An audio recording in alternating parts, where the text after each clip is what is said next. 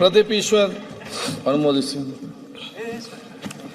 ಮಾನ್ಯ ಸಭಾಧ್ಯಕ್ಷರೇ, ಜನಗಣಮನ ಅಧಿನಾಯಕ ಜಯ ಹೇ ಇದು ಕೇವಲ ರಾಷ್ಟ್ರಗೀತೆಯ ಸಾಲುಗಳಲ್ಲ, ಎದೆಯ ಭಾವನೆಗಳನ್ನು ಅಕ್ಷರ ರೂಪಕ್ಕೆ ಜೋಡಿಸಿದ ಕನ್ನಡಿಗರ ಆತ್ಮಗೌರವಕ್ಕೆ ಮತ್ತು ರಾಷ್ಟ್ರಗೀತೆಯ ಸಾಲುಗಳಿಗೆ ಅಗೌರವ ತೋರಿದ ವ್ಯಕ್ತಿಗಳಿಗೆ ನಾನು ನನ್ನ ಭಾಷಣವನ್ನು ಅರ್ಪಣೆ ಮಾಡ್ತಾ ನನ್ನ ಭಾಷಣವನ್ನು ಪ್ರಾರಂಭಿಸ್ತಾ ಇದ್ದೀನಿ.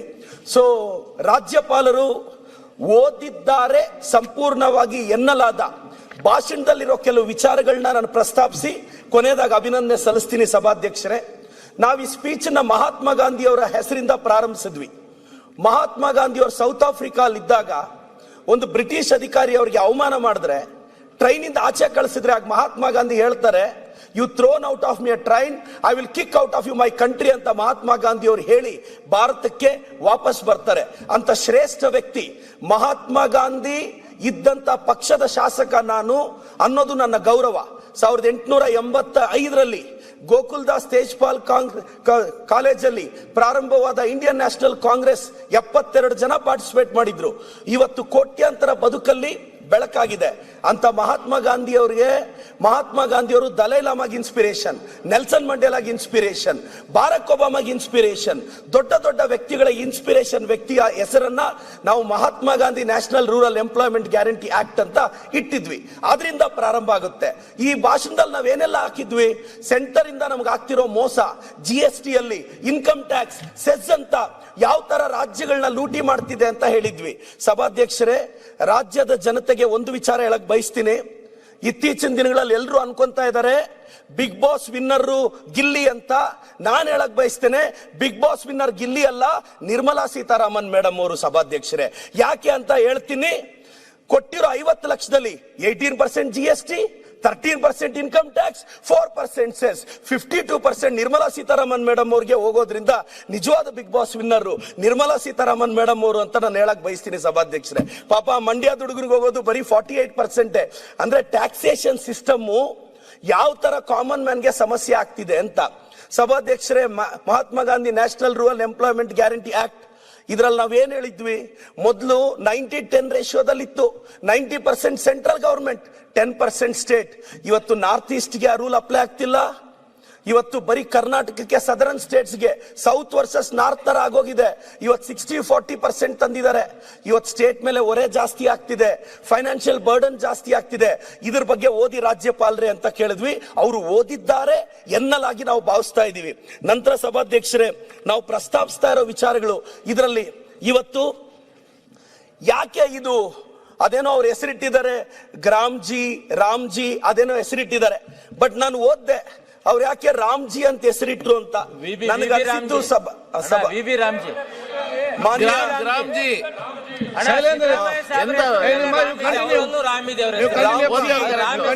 ರಾಮ್ಜಿ ಅನ್ನೋ ಹೆಸರು ಯಾಕಿಟ್ರು ಅಂದ್ರೆ, ಸಭಾಧ್ಯಕ್ಷರೇ, ಅಯೋಧ್ಯೆಯಲ್ಲಿ ರಾಮ ಮಂದಿರ ಕಟ್ಟಿದ್ರು,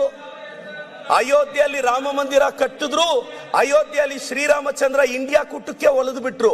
ಸೊ ರಾಮ ಒಲಿಲಿಲ್ಲ. ಸೊ ಅಯೋಧ್ಯೆಯಲ್ಲಿ ರಾಮ ಮಂದಿರ ಕಟ್ಟಿದ್ರು, ಶ್ರೀರಾಮಚಂದ್ರ ಇಂಡಿಯಾ ಕೂಟಕ್ಕೆ ಒಲಿದ್ರು. ರಾಮ ಒಲಿಲ್ಲ, ಮತ್ತೊಮ್ಮೆ ಒಲಿಸೋ ಪ್ರಯತ್ನ ಪಟ್ರು. ನನ್ನ ಪ್ರಕಾರ ಅಯೋಧ್ಯೆಯಲ್ಲಿ ರಾಮನ ಮಂದಿರ ಕಟ್ಟೋದ ಅಷ್ಟೇ ಅಲ್ಲ ದೇಶ ಪ್ರೇಮ ಅಂದ್ರೆ.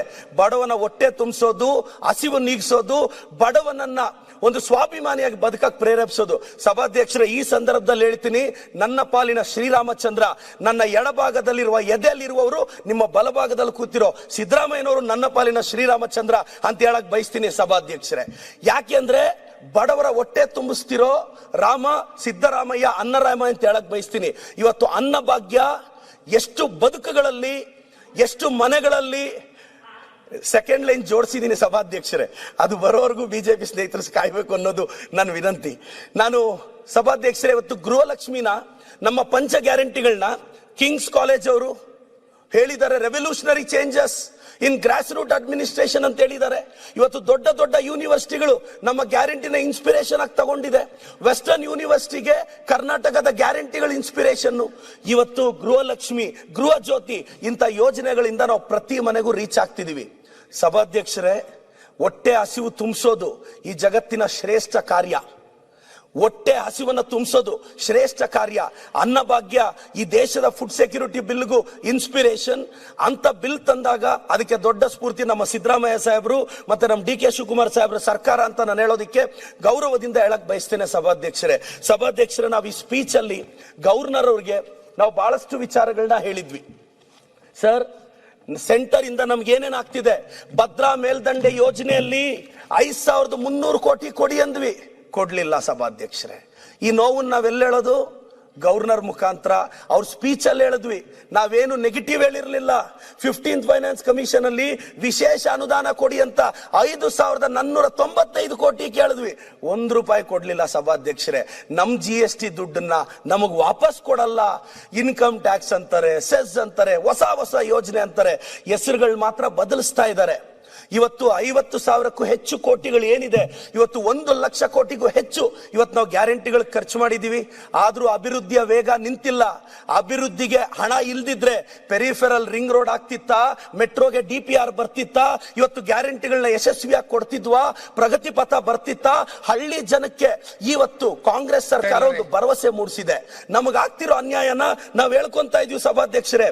ಗ್ರಾಮೀಣ ಸ್ಥಳೀಯ ಸಂಸ್ಥೆಗಳಿಗೆ 10,000 ಕೋಟಿ ಕೇಳಿದ್ರೆ ಸಾಕಷ್ಟು ದುಡ್ಡು ಕೊಡೋದೇ ಇಲ್ಲ ಸಭಾಧ್ಯಕ್ಷರೇ. ಸ್ಥಳೀಯ ಸಮಸ್ಯೆಗಳಿಗೆ 5250 ಕೋಟಿ ಕೇಳಿದ್ರೆ ಅದು ಕೊಡಲ್ಲ.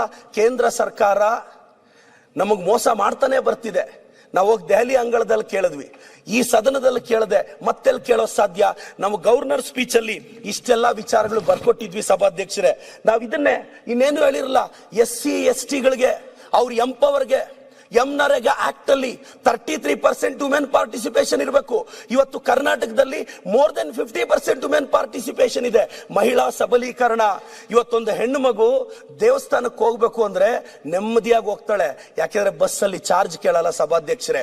ವಯಸ್ಸಿಗೆ ಬಂದಿರೋ ಮಗಳು ಯಾವ್ದೋ ಸಿಟಿ ಕೊಟ್ಟು ಮದುವೆ ಮಾಡಿದ್ರೆ ವರ್ಷಕ್ಕೊಂದ್ಸಲ ಅರ್ಶನ ಕುಂಕುಮ ಕೊಡೋಣ ಅಂದ್ರೆ ಚಾರ್ಜ್ ಕಾಸಿಲ್ಲ ಅಂತ ಹಳ್ಳಿಗಳಲ್ಲಿ ಉಳಿದೋಗೋ ಸಾವಿರಾರು ಜನ ಹೆಣ್ಣು ಮಕ್ಕಳು ಇವತ್ತು ಪ್ರತಿ ಹಬ್ಬಕ್ಕೆ ಅವ್ರ ಬಡ್ಜೆಟ್ ತಕ್ಕಂತ ಒಂದು 500 ರೂಪಾಯಿ ಸೀರೆ ತಗೊಂಡೋಗಿ ಅರ್ಶನ ಕುಂಕುಮ ಕೊಟ್ಟು ಬರ್ತಾ ಇದ್ದಾರೆ.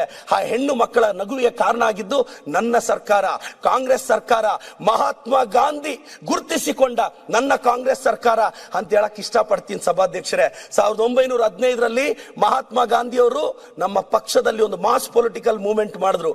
ಪ್ರಾಯಶಃ ಅವರು ನಮ್ಮ ಪಕ್ಷದಲ್ಲಿ ಗುರುತಿಸಿಕೊಂಡ್ರು ಅನ್ನೋ ಒಂದೇ ಒಂದು ಕಾರಣಕ್ಕೆ ಮಹಾತ್ಮ ಗಾಂಧೀಜಿಗೆ ಅವಮಾನ ಮಾಡಿದ್ರ. ಇದು ಕೇವಲ ಕರ್ನಾಟಕಕ್ಕಲ್ಲ ಸಭಾಧ್ಯಕ್ಷರೇ, ಅವ್ರು ಹುಟ್ಟಿರೋ ಗುಜರಾತ್ ಕೂಡ ಅವಮಾನ ಅಂತ ಹೇಳಕ್ ಬಯಸ್ತೇನೆ. ಇದು ಮಹಾತ್ಮ ಗಾಂಧೀಜಿ ಅವ್ರಿಗೆ ಮಾಡಿದಂತ ಅವಮಾನ. ಇವತ್ತು ಮಹಾತ್ಮ ಗಾಂಧಿ ಅಂದ್ರೆ ಈ ದೇಶದ ಪ್ರಧಾನಿಗಳಿಗೂ ಇನ್ಸ್ಪಿರೇಷನ್ ಅಂತ ಅವರೇ ಹೇಳ್ಕೊಂಡಿದ್ರು. ಅವ್ರ ಹೆಸರು ತೆಗಿಬಾರ್ದಾಗಿತ್ತು. ಯಾಕೆ ನರೇಗಾ ಆಕ್ಟ್ ಹೆಸರೇ ಚೇಂಜ್ ಮಾಡಿದ್ರು ಅಂತ ನಾನು ಯೋಚನೆ ಮಾಡಿದ್ರೆ, ಯುನೈಟೆಡ್ ನೇಷನ್ ಡೆವಲಪ್ಮೆಂಟ್ ಪ್ರೋಗ್ರಾಮ್ ಇದನ್ನ ವರ್ಲ್ಡ್ಸ್ ಲಾರ್ಜೆಸ್ಟ್ ಎಂಪ್ಲಾಯ್ಮೆಂಟ್ ಪ್ರೋಗ್ರಾಮ್ ಅಂತ ಕರೆಯುತ್ತೆ.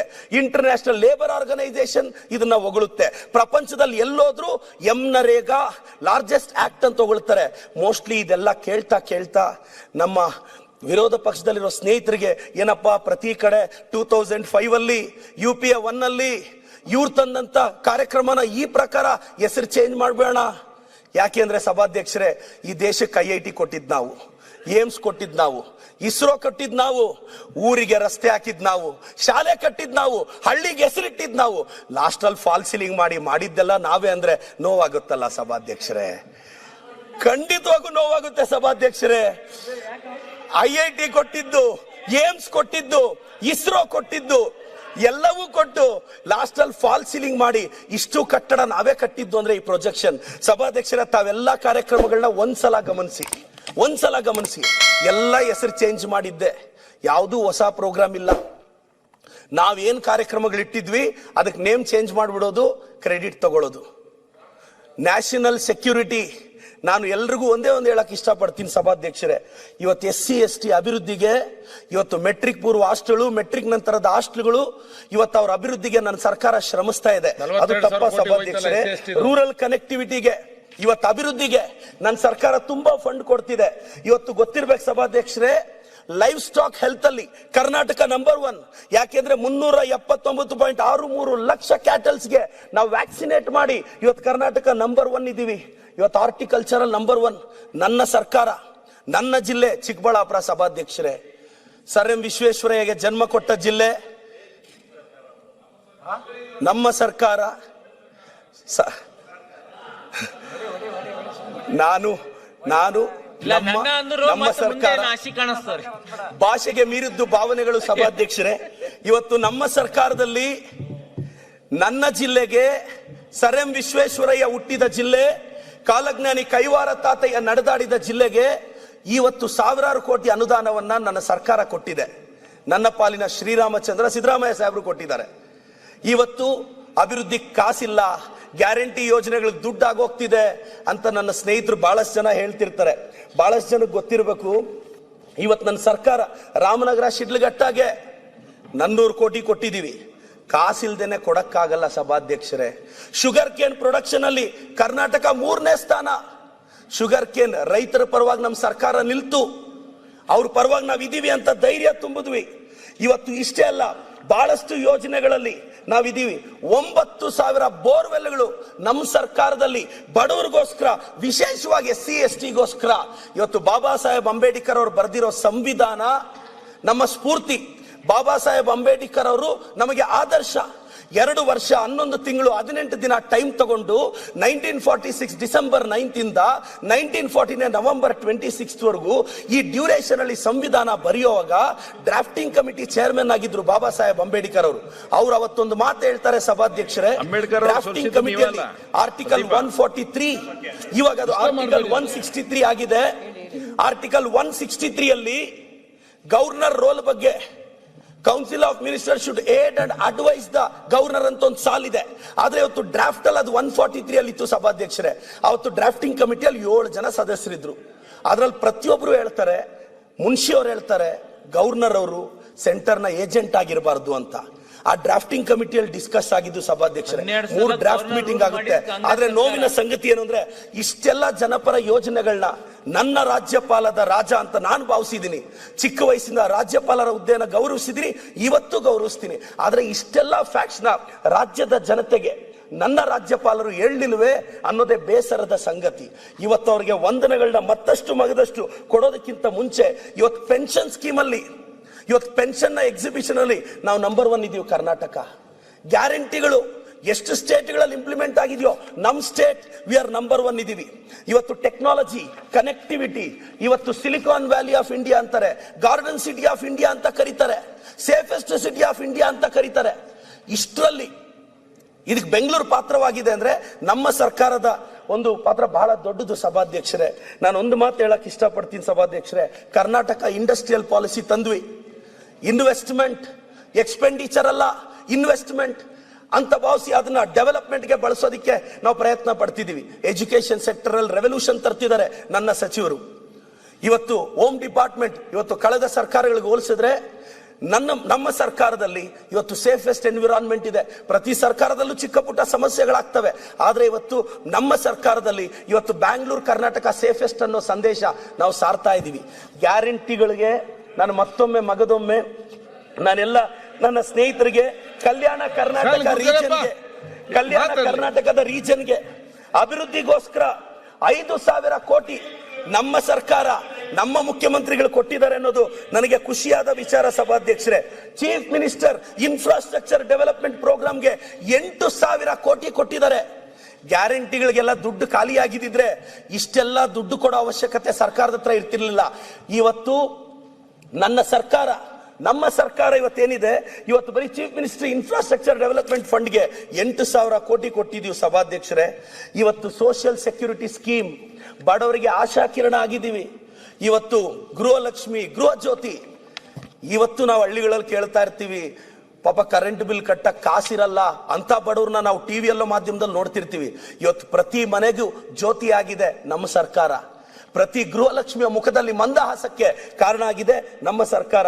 ಸ್ಟೇಟ್ ಇಷ್ಟರಲ್ಲಿ ಮಾತ್ರ ಅಲ್ಲ ಸಭಾಧ್ಯಕ್ಷರೇ, ನಾವು ಎನ್ವಿರಾನ್ಮೆಂಟ್ ಫ್ರೆಂಡ್ಲಿ ರಿನ್ಯೂವಬಲ್ ಎನರ್ಜಿ ಮೇಲೆ ನಮ್ಮ ಸರ್ಕಾರ ನೆಕ್ಸ್ಟ್ ಎಲೆಕ್ಷನ್ ಯೋಚನೆ ಮಾಡೋ ಸರ್ಕಾರ ಅಲ್ಲ ಸಭಾಧ್ಯಕ್ಷರೇ, ನೆಕ್ಸ್ಟ್ ಜನರೇಷನ್ ಯೋಚನೆ ಮಾಡೋ ಸರ್ಕಾರ ಸಭಾಧ್ಯಕ್ಷರೇ.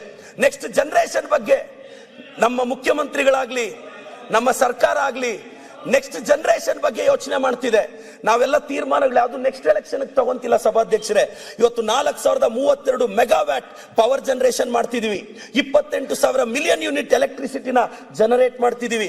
ಯಾಕೆಂದ್ರೆ ಇದು ನೆಕ್ಸ್ಟ್ ಜನರೇಷನ್ಗೆ ಒಂದು ಪ್ಲಾನ್ ಇಟ್ಕೊಂಡು ಮಾಡ್ತಿರೋದು ಸಭಾಧ್ಯಕ್ಷರೇ. ಮಾರ್ಜಿನಲೈಸ್ಡ್ ಕಮ್ಯುನಿಟಿನ ಮೈನ್ ಸ್ಟ್ರೀಮ್ ತರಬೇಕು ಅನ್ನೋ ನನ್ನ ಸರ್ಕಾರದ ಪ್ರಯತ್ನ ಹೆಜ್ಜೆಗೂ ಯಶಸ್ವಿ ಹತ್ರ ನಡೀತಾ ಇದೆ. 100 ಕೋಟಿ ರೂಪಾಯಿ ಪೋಸ್ಟ್ ಮೆಟ್ರಿಕ್ ಸ್ಕಾಲರ್ಶಿಪ್. ಸಭಾಧ್ಯಕ್ಷರೇ, ಈ ನಾಡನ್ನ ನುಡಿಯನ್ನ ಬೆಳೆಸೋದ್ರಲ್ಲಿ ಎಲ್ಲರ ಪಾತ್ರನೂ ಇದೆ ಸಭಾಧ್ಯಕ್ಷರೇ. ಆದ್ರೆ ಅಲ್ಪಸಂಖ್ಯಾತರು, ಹಿಂದುಳಿದವರು, ಪರಿಶಿಷ್ಟ ಜಾತಿಯವರು, ಪಂಗಡದವರು, ಇವ್ರಿಗೆಲ್ರಿಗೂ ಮೇಲ್ವರ್ಗ ಪ್ರತಿಯೊಬ್ರು ಕಟ್ಟಿದ್ದಾರೆ ಸಭಾಧ್ಯಕ್ಷರೇ. ಆದ್ರೆ ಗವರ್ನಮೆಂಟ್ ಶುಡ್ ರೀಚ್ ದ ಅನ್ರೀಚ್ ಅಂತಾರೆ. ಯಾರನ್ನ ತಲುಪಕ್ಕಾಗಿಲ್ಲ ಅವ್ರನ್ನ ತಲುಪೋದೇ ಸರ್ಕಾರದ ಕೆಲಸ ಅಂತ. ಇವತ್ತು ಅಲ್ಪಸಂಖ್ಯಾತರನ್ನ, ಹಿಂದುಳಿದವ್ರನ್ನ, ಪರಿಶಿಷ್ಟ ಜಾತಿ ಪಂಗಡದವ್ರನ್ನ ಮೇಲೆತ್ತಬೇಕು, ಮುಖ್ಯವಾಹಿನಿಗೆ ತರಬೇಕು ಅಂತ SC/ST ಸ್ಕಾಲರ್ಶಿಪ್ ಕೊಡ್ತಿದೀವಿ, ಅವ್ರಿಗೆ ರಿಸರ್ವೇಶನ್ ಕೊಡ್ತಿದೀವಿ, ಇಂಟರ್ನಲ್ ರಿಸರ್ವೇಶನ್ ಕೊಡ್ತಿದೀವಿ. ಇವತ್ತು ಅಲ್ಪಸಂಖ್ಯಾತರಿಗೆ, ಹಿಂದುಳಿದವರಿಗೆ, ಚಿಕ್ಕ ಚಿಕ್ಕ ಸಮುದಾಯದವರಿಗೆ ಅನ್ಯಾಯ ಆಗಬಾರದು ಅಂತ ಒಂದು ನಮ್ಮ ಸರ್ಕಾರ ಸರ್ವೆ ಮಾಡಿಸ್ತಿದೆ. ಪ್ರತಿಯೊಂದು ಕಮ್ಯುನಿಟಿನೂ ನಮಗೆ ಮುಖ್ಯನೇ, ಯಾವ ಕಮ್ಯುನಿಟಿನೂ ಮುಖ್ಯವಾಹಿನಿಯಿಂದ ದೂರ ಇರಬಾರ್ದು ಅಂತ ಪ್ರಾಮಾಣಿಕವಾಗಿ ಇವತ್ತೊಂದು ಸರ್ವೆ ಮಾಡಿಸಿದ್ದೀವಿ. ನಾನು ಒಂದು ಅಲ್ಪಸಂಖ್ಯಾತ ಒಂದು ಚಿಕ್ಕ OBC ಕಮ್ಯುನಿಟಿಗೆ ಸೇರಿರ್ತಕ್ಕಂಥ ಒಬ್ಬ ವ್ಯಕ್ತಿ ಸಭಾಧ್ಯಕ್ಷರೇ. ನನ್ನ ಸಮುದಾಯದ ಜನಸಂಖ್ಯೆ ಎಷ್ಟು ಜನ ಇದ್ದಾರೆ, ಅವರ ಆರ್ಥಿಕ ಸ್ಥಿತಿಗತಿ ಏನು ತಿಳ್ಕೋಬೇಕು ಅನ್ನೋ ಕುತೂಹಲ ನನಗೂ ಇರುತ್ತೆ. ಇವತ್ತೊಂದು ಅವಕಾಶವನ್ನ ನಮ್ಮ ಸಿದ್ದರಾಮಯ್ಯ ಸಾಹೇಬ್ರ ನಮ್ಮ ಸರ್ಕಾರ ಮಾಡಿಕೊಟ್ಟಿದೆ ಅನ್ನೋದಕ್ಕೆ ನಮ್ಮ ಮುಖ್ಯಮಂತ್ರಿಗಳಿಗೆ ಅಭಿನಂದನೆ ಸಲ್ಲಿಸ್ತೀನಿ ಸಭಾಧ್ಯಕ್ಷರೇ. ಇವತ್ತು 423 ಇನ್ಸ್ಟಿಟ್ಯೂಷನ್ಸ್, ಅದರಲ್ಲಿ 119 ಮಹರ್ಷಿ ವಾಲ್ಮೀಕಿ ಶೆಡ್ಯೂಲ್ಡ್ ಟ್ರೈಬ್ ಹಾಸ್ಟೆಲ್ಸ್ ನ ಕಟ್ಟಿದೀವಿ. ಅಂದ್ರೆ ಇದು ST ಸಮುದಾಯದವರ ಬಗ್ಗೆ ನಮ್ಮ ಸರ್ಕಾರಕ್ಕಿರೋ ಕಾಳಜಿ ಸಭಾಧ್ಯಕ್ಷರೇ. IAS ಮಾಡಬೇಕು, ಡೆಲ್ಲಿಗೆ ಹೋಗ್ಬೇಕು ಅಂದ್ರೆ ದೊಡ್ಡ ಇನ್ಸ್ಟಿಟ್ಯೂಷನ್ ಅಲ್ಲಿ ಕೋಚಿಂಗ್ ತಗೊಳಕ್ ಕಾಸಿರಲ್ಲ. ವಿಜಯನಗರ್ಗೋ ಚಂದ್ರಲೇಔಟ್ಗೋ ಬಂದ್ರೆ ಫೀಸ್ ಕಟ್ಟಕ್ ಕಾಸಿರಲ್ಲ. ಆದ್ರೆ ಬಡವನ ಹುಡುಗ UPSC ಟಾಪರ್ ಆಗ್ಬೇಕು, KPSC ಟಾಪರ್ ಆಗ್ಬೇಕು, ಅಪ್ಪಿತಪ್ಪಿ ಅವನು ಏಜ್ ರಿಲೇಟೆಡ್ ಅಕಸ್ಮಾತ್ ಏನೋ ಏಜ್ ಬಾರ್ ಆಗೋಗಿರುತ್ತೆ ಅಂತ ಇತ್ತೀಚಿನ ದಿನಗಳಲ್ಲಿ 5 years ರಿಲ್ಯಾಕ್ಸೇಷನ್ ಕೊಡ್ತು. ಇದು ಕರ್ನಾಟಕದ ಯೂತ್ ಪರವಾಗಿ ನಮ್ಮ ಸರ್ಕಾರ ಇದೆ ಅನ್ನೋದಕ್ಕೆ ಇದಕ್ಕಿಂತ ದೊಡ್ಡ ನಿದರ್ಶನ ಇನ್ನೊಂದು ಬೇಕಾಗಿಲ್ಲ ಸಭಾಧ್ಯಕ್ಷರೇ. ನಮ್ಮ ಸರ್ಕಾರಕ್ಕೆ, ಮುಖ್ಯಮಂತ್ರಿಗಳಿಗೆ ನಾನು ಅಭಿನಂದಿಸೋದಕ್ಕೆ ಇದ್ ಮಾಡ್ತೀನಿ. ಅದೇ ಅಲ್ಲ, ನಾವು ಏಜ್ ರಿಲ್ಯಾಕ್ಸೇಷನ್ ಕೊಟ್ರೆ ಅವ್ರು ಕೋಚಿಂಗ್ ಕೊಡಬೇಕಲ್ಲ ಅಂದ್ಬಿಟ್ಟು 1028 ಜನಕ್ಕೆ ಆಲ್ರೆಡಿ ಕೋಚಿಂಗ್ ಕೊಟ್ಟಿದೀವಿ ಸಭಾಧ್ಯಕ್ಷರೇ. ಅದಕ್ಕೆ 5,50,00,000 ಖರ್ಚು ಮಾಡಿದೀವಿ ಸಭಾಧ್ಯಕ್ಷರೇ. ಇಷ್ಟೇ ಅಲ್ಲ, ಎಕನಾಮಿಕ್ ಸೆಲ್ಫ್ ರಿಲಿಯನ್ಸ್ ಇರಬೇಕು. ಟೋಟಲ್ ಸ್ಟೇಟ್ ಅಲ್ಲಿ ಬಹಳಷ್ಟು ಹಾಸ್ಟೆಲ್ಸ್ ನ ಕಟ್ಟಬೇಕು ಅಂತ 502 ಹೊಸ ಹಾಸ್ಟೆಲ್ಸ್, ರೆಸಿಡೆನ್ಷಿಯಲ್ ಸ್ಕೂಲ್ಸ್ ನ ಕಟ್ಟಿ ಅಂತ ನಮ್ಮ ಮುಖ್ಯಮಂತ್ರಿಗಳು ಇವತ್ತು ಸರ್ಕಾರಕ್ಕೆ ಒಂದು ಕನ್ಸರ್ನ್ ಮಿನಿಸ್ಟ್ರಿಗೆ ಡೈರೆಕ್ಷನ್ ಕೊಟ್ಟಿದ್ದಾರೆ. ಅಷ್ಟೇ ಅಲ್ಲ, 100 Maulana Azad English medium schools upgrade ಆಗ್ತಿದೆ LKG ಇಂದ PUCಗೆ. ಮತ್ತೆ ಕರ್ನಾಟಕ ಪಬ್ಲಿಕ್ ಸ್ಕೂಲ್ ಸಭಾಧ್ಯಕ್ಷರೇ, ಸರ್ಕಾರಿ ಶಾಲೆ ಮಗು ತಮ್ಮ ಗಮನ ಕೇಳಕ್ ತರ್ತೀನಿ. ಲಾಸ್ಟ್ ಇಯರ್ ಕರ್ನಾಟಕದ ಹಾರ್ಟ್ ಸ್ಟಾಪರ್ ಅವ್ರ ತಾಯಿ ಗೃಹಲಕ್ಷ್ಮಿ ದುಡ್ಡಲ್ಲಿ ಆ ಹುಡುಗನ್ನ ಕಷ್ಟಪಟ್ಟು ಓದಿಸಿ ಬುಕ್ಸ್ ಕೊಟ್ರೆ ಆ ಹುಡುಗ ಸ್ಟೇಟ್ಗೆ ಆರ್ಟ್ಸ್ ಅಲ್ಲಿ ಟಾಪರ್ ಆದ ಸಭಾಧ್ಯಕ್ಷರೇ. ಇದು ಗೃಹಲಕ್ಷ್ಮಿಯ ತಾಕತ್ತು, ಪ್ರತಿ ಗೃಹಿಣಿಯರ ತಾಕತ್ತು. ನಾನು ಪ್ರತಿ ಕರ್ನಾಟಕದ ಪ್ರತಿ ಹೆಣ್ಣು ಮಗಳನ್ನ ಒಂದು ರಿಕ್ವೆಸ್ಟ್ ಮಾಡಕ್ ಬಯಸ್ತೇನೆ. ತಾಯಿ, ತಿಂಗಳಿಗೆ 2,000 ನಮ್ಮ ಸರ್ಕಾರ ಕೊಡ್ತಿದೆ. 5 ವರ್ಷ ತಿಂಗಳಿಗೆ 2,000, ಬಸ್ಸಲ್ಲಿ ಹೋದ್ರೆ ಫ್ರೀ, ಗೃಹ ಜ್ಯೋತಿ ಫ್ರೀ. ಕರ್ನಾಟಕದ ಪ್ರತಿ ಗೃಹಿಣಿಯ ಆಶೀರ್ವಾದ ನಮ್ಮ ಸರ್ಕಾರದ ಮೇಲೆ ಇರುತ್ತೆ ಅಂತ ಆ ಭಾವನೆಯಲ್ಲಿ ಖಂಡಿತವಾಗೂ ಇದೀನಿ ಸಭಾಧ್ಯಕ್ಷರೇ. ಅಷ್ಟೇ ಅಲ್ಲ, ಕನೆಕ್ಟಿವಿಟಿ ಇರಬೇಕು. ಕನೆಕ್ಟಿವಿಟಿ ಇಲ್ಲದೆ ಇದ್ರೆ ಯಾವ ಸಿಟಿನೂ ಡೆವಲಪ್ ಆಗಲ್ಲ ಅನ್ನೋದು ನಮ್ಮ ಸರ್ಕಾರದ ಉದ್ದೇಶ. ಅದಕ್ಕೆ ಬಹಳಷ್ಟು ದುಡ್ಡನ್ನ ಇದು ಮಾಡ್ತಿದೆ. ಟೂರಿಸಂ ತಮಗೆಲ್ಲ ಗೊತ್ತಿರ್ಬೇಕು ಸಭಾಧ್ಯಕ್ಷರೇ. ಮಹಾತ್ಮ ಗಾಂಧಿ ಅವರು ಇಂಡಿಯಾಗೆ ವಾಪಸ್ ಬಂದಾಗ ನಾವು ಅದನ್ನ ಇವತ್ತು ಪ್ರವಾಸಿ ಭಾರತೀಯ ದಿವಸ ಅಂತ ಸೆಲೆಬ್ರೇಟ್ ಮಾಡ್ತೀವಿ. ಟೂರಿಸಂ ಪಾಲಿಸಿ ಇರಬೇಕು. ಟೂರಿಸಂ ಇದ್ರೆ ರೆವಿನ್ಯೂ ಜನರೇಟ್ ಆಗುತ್ತೆ. ಇವತ್ತು ನನ್ನ ಕ್ಷೇತ್ರದಲ್ಲಿ ನಂದಿ ಹಿಲ್ಸ್ ಇದೆ, ನನ್ನ ಕ್ಷೇತ್ರದಲ್ಲಿ ಮುದ್ದೇನಹಳ್ಳಿ ಇದೆ, ಇವತ್ತು ನನ್ನ ಕ್ಷೇತ್ರದಲ್ಲಿ ದೊಡ್ಡ ದೊಡ್ಡ ಆರ್ಗನೈಸೇಷನ್ಸ್ ಇದೆ. ಇವತ್ತು ಟೂರಿಸಂ ಬಂದಾಗ ಸ್ಥಳೀಯವಾಗಿ ಎಷ್ಟು ಅನುಕೂಲ ಆಗುತ್ತೆ ಅಂತ ಅದ್ರ ಬಗ್ಗೆ ನನಗೆ ಗೊತ್ತು ಸಭಾಧ್ಯಕ್ಷರೇ.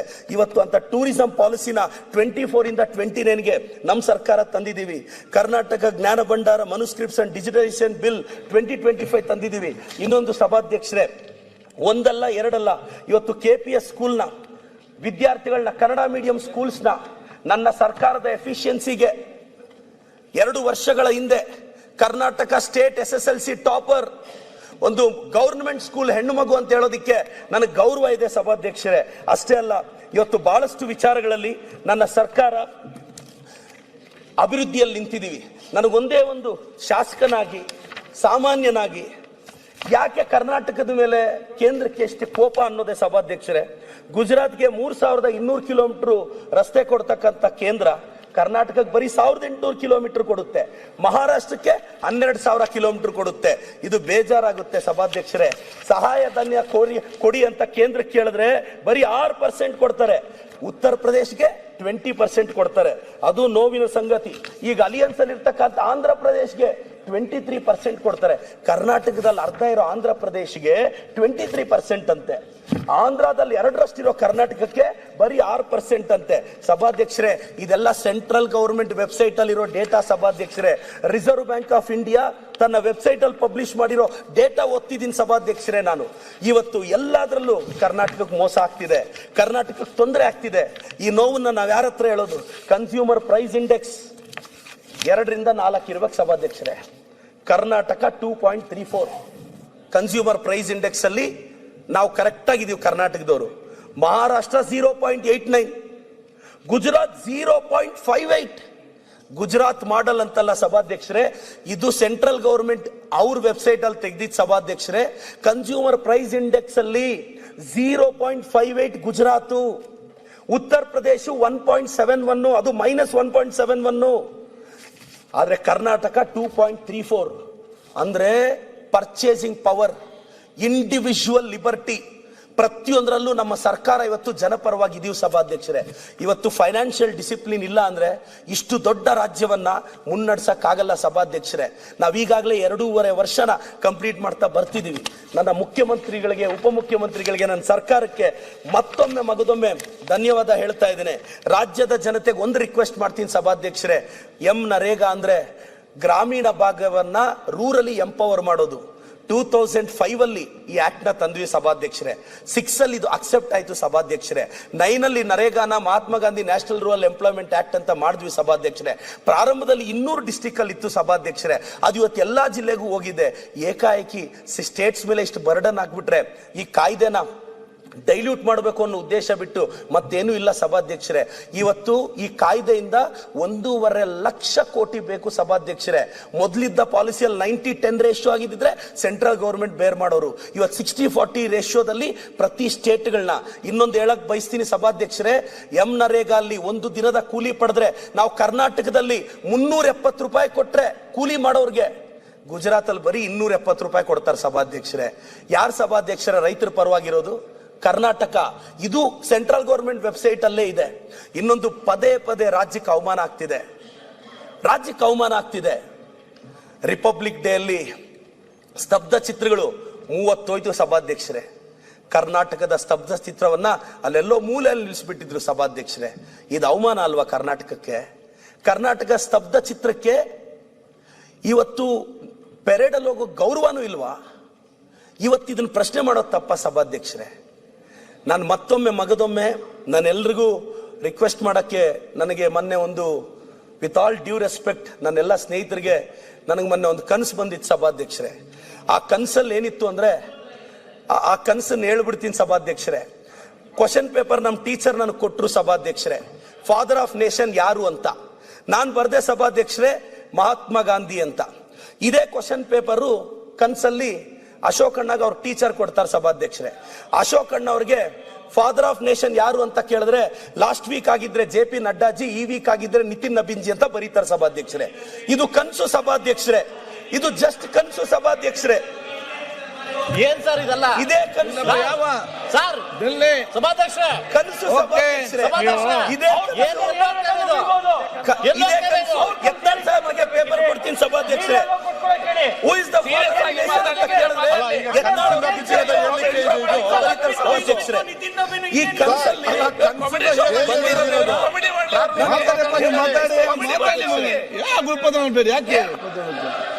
ಇದು ಜಸ್ಟ್ ಕನಸಷ್ಟೇ ಸಭಾಧ್ಯಕ್ಷರೇ. ಇವತ್ತು ಬಹಳಷ್ಟು ವಿಚಾರಗಳನ್ನ ನಾನು ಇವತ್ತು ಆಶಾ ಕಿರಣ ಸ್ಕೀಮ್ ಅಂತ ನನ್ನ ಸರ್ಕಾರ ತಂದಿದೆ ಸಭಾಧ್ಯಕ್ಷರೇ. ಎಸ್ಟಾಬ್ಲಿಷ್ ಮಾಡಿದೆ ಸಭಾಧ್ಯಕ್ಷರೇ. ಅಷ್ಟೇ ಅಲ್ಲ ಸಭಾಧ್ಯಕ್ಷರೇ, 31 ಡಿಸ್ಟ್ರಿಕ್ಟ್ ಹಾಸ್ಪಿಟಲ್ಸ್ ಅಲ್ಲೂ ನಾವು ಹೆಲ್ತ್ ಇದು ಮಾಡ್ತಾ ಇದೀವಿ ಸಭಾಧ್ಯಕ್ಷರೇ. ಲೇಟೆಸ್ಟ್ ಹಾಗೂ ಇಂಟ್ರೆಸ್ಟಿಂಗ್ ಸುದ್ದಿಗಳಿಗಾಗಿ ಬಾಸ್ ಟಿವಿ ಕನ್ನಡ ಚಾನೆಲ್ನ ಸಬ್ಸ್ಕ್ರೈಬ್ ಮಾಡಿ, ಹಾಗೆಯೇ ಬೆಲ್ ಐಕಾನ್ ಪ್ರೆಸ್ ಮಾಡಿ. ಇದರ ಜೊತೆಗೆ ಫೇಸ್ಬುಕ್, ಇನ್ಸ್ಟಾಗ್ರಾಂ, ಎಕ್ಸ್ ನಲ್ಲೂ ಮಿಸ್ ಮಾಡದೆ ಫಾಲೋ ಮಾಡಿ.